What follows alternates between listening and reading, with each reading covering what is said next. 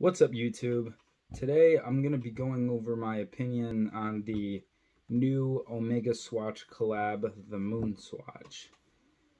So, overall, I love the idea of this collaboration. I think it's very interesting to bring a low-end brand and a high-end brand together. I think that's very cool and creative. It's a very smart marketing tactic nonetheless. And I'm sure the release was bigger than they thought, because I would have never thought that many people would be lining up trying to, buy it, and people listing on eBay for thousands of dollars. I think that's ridiculous. And I hope none of you guys paid that, because doesn't make any sense. So, overall, I have been seeing a lot of snobbery since this release regarding the collab.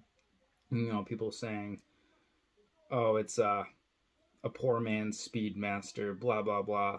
And my opinion on it is, if you love the watch, get the watch. It doesn't matter what it is. Just because I don't like it or someone else doesn't like it doesn't mean you shouldn't get it.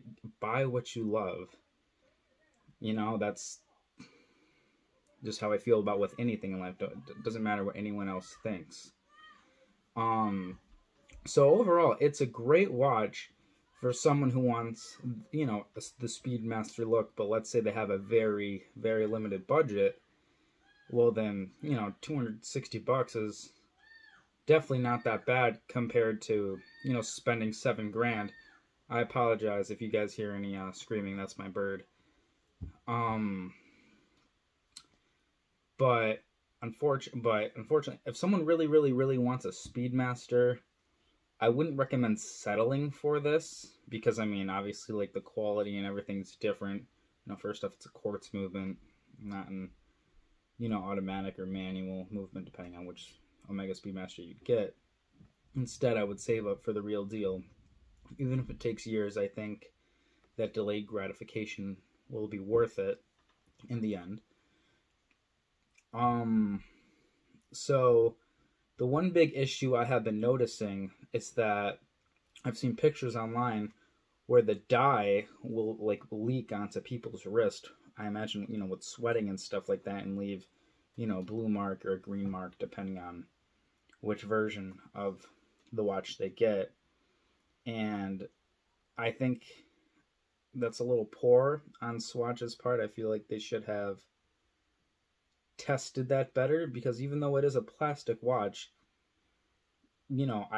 I have worn a Swatch before, and I've never had an issue with leaking, or I have not had this problem, with G-Shock or anything else. Even though they use metal case backs, I do think that kind of cheapens it a little bit, and I'm not a fan of that. And I've also heard several complaints that the straps are very, very cheap.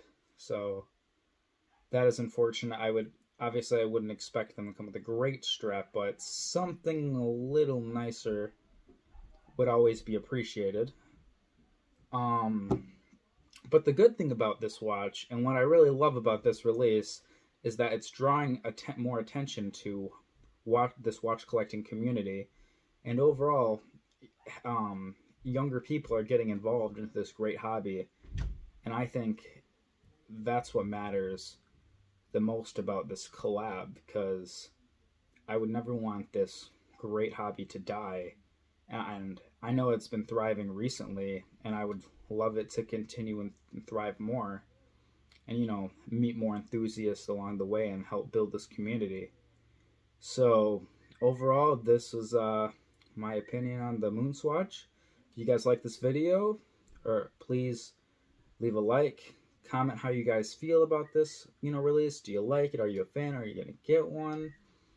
And yeah, take care. Have a wonderful day, guys. See ya.